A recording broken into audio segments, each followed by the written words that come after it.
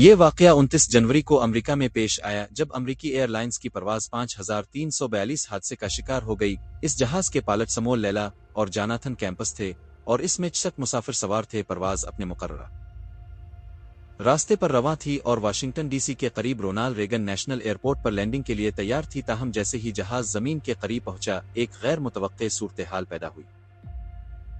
ہوائی اڈے کے قریب ایک دریا بہتا ہے اور اسی مقام پر امریکی فوج کا ایک ہیلی کاپٹر پرواز کر رہا تھا جس میں کیپٹن ربیکا اور 3 فوجی سوار تھے۔ ایئر ٹریفک کنٹرول سے تصدیق کے باوجود غلط مواصلات ناممکن۔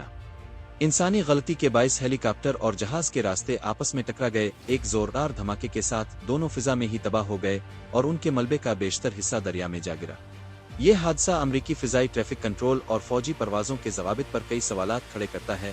ابتدائی تحقیقات سے معلوم ہوا کہ ہیلی کاپٹر بصری پرواز کے اصول کے تحت اڑایا جا رہا تھا، جہاں پائلٹ کو اپنے ارد گرد کی فضائی صورتحال پر نظر رکھنی ہوتی ہے۔